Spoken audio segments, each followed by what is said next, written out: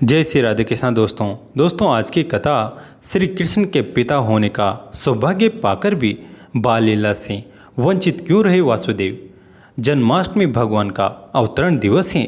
माता देवकी और वासुदेव जी के पुत्र रूप में हरि ने भाद्रपद कृष्ण पक्ष की अष्टमी को कंस के कारागार में अवतार लिया।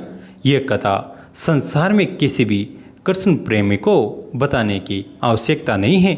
सभी जानते हैं भगवान के सभी भक्त ऋषि मुनि तपस्वी सिद्धगण देवर्षि ब्रह्म ऋषि आदि उनके एक दर्शन को जीवन भर लालायित रहते हैं। यदि उनके दर्शन प्राप्त हो गए तो अपने जीवन भर की साधना को सफल मान लेते हैं।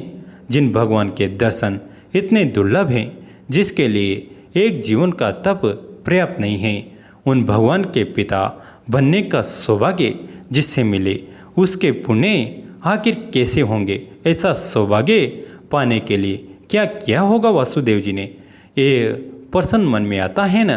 भक्तों के मन में ये प्रश्न आना स्वाभाविक ही है।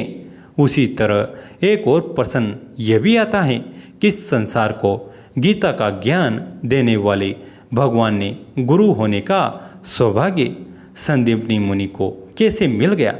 पुराणों में यह कथाएं आई हैं।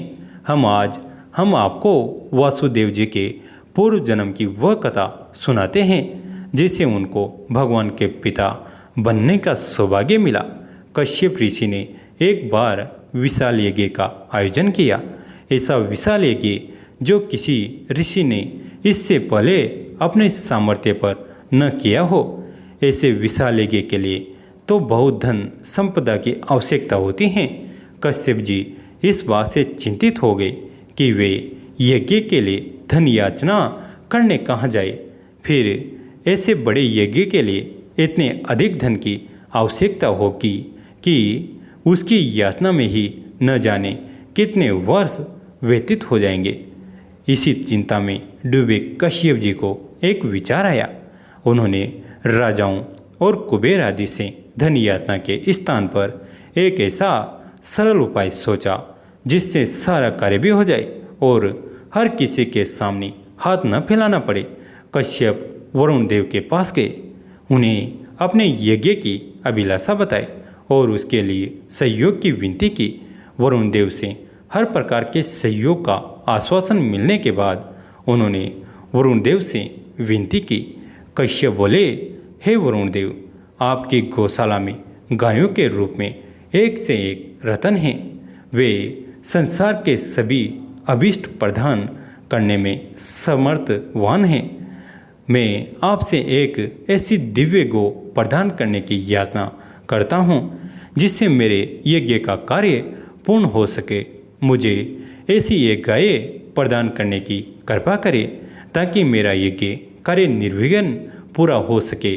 इस देव कार्य में आपसे सहयोग की याचना करता हूँ। वरुण देव को कश्यप मुनि का कार्य उचित लगा, इसलिए यज्ञ कार्य को संपन्न कराने के लिए एक दिव्य गाय प्रदान कर दी। यज्ञ लंबे समय तक चलता रहा। उस दिव्य गाय की कृपा से यज्ञ का सारा प्रबंध भी निर्विघ्न होता रहा। कश्यप अत्यंत प्रसन्न थे। वह गौ माता की सेवा करते रहे और उनकी कृपा से यज्ञ पूर्ण करते रहे। आखिरकार यज्ञ निर्विघ्न भी पूरा हो गया। गौ माता की कृपा से कश्यप का यज्ञ पूर्ण हो गया। उन्होंने इतने समय तक गौ माता की सेवा भी की थी। इससे ऋषि के मन में गौ माता के प्रति श्रद्धा प्रेम और कुछ हद तक लोभ भी जा गया था। वो वरुण देव से गाय तो केवल यज्ञ को पूरा करने के लिए मांग कर लाए थे, लेकिन उनके मन में लालच आ गया था। वरुण देव जब भी अपनी गाय लौटाने का संदेश भिजवाते तो कश्यप कुछ न कुछ बहाना बनाकर टाल देते।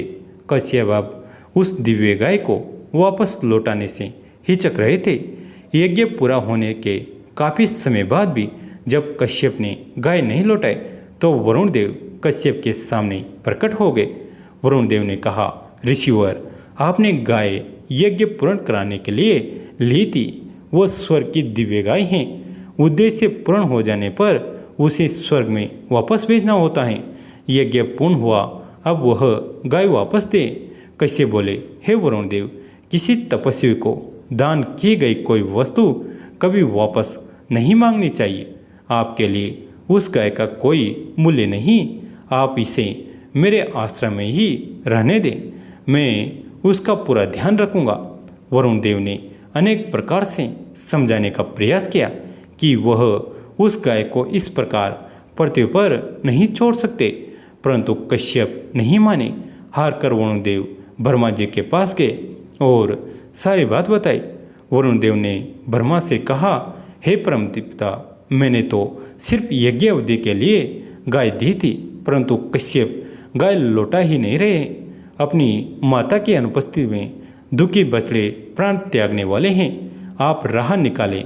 ब्रह्मा जी वरुण को लेकर कश्यप के आश्रम में आए और बोले, कश्यप, तुम विद्वान हो, तुम्हारे अंदर ऐसी प्रवृत्ति कैसे आ रही हैं? इससे मैं स्वयं दुखी हूँ। लोभ में पड़कर तुम अपने पुण्यों का नाश कर रहे हो। वरुण की गाय लौटा दो।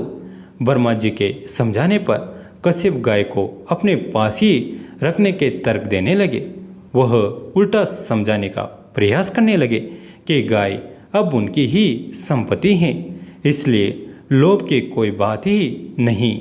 ब्रह्मा जी क्रोधित हो गए और कहा, लोभ के कारण तुम्हारी बुद्धि भ्रष्ट हो गई। ऋषि होकर भी तुम्हें ऐसा लोभ हुआ है, यह पतन का कारण है।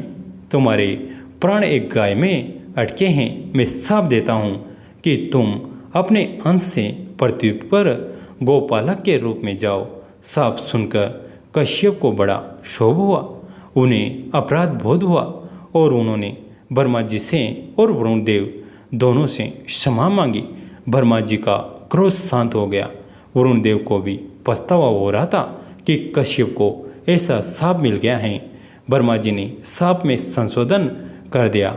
तुम अपने अंश से पृथ्वी पर यदुकुल में जन्म लोगे, वहाँ तुम गायों की खूब सेवा करोगे।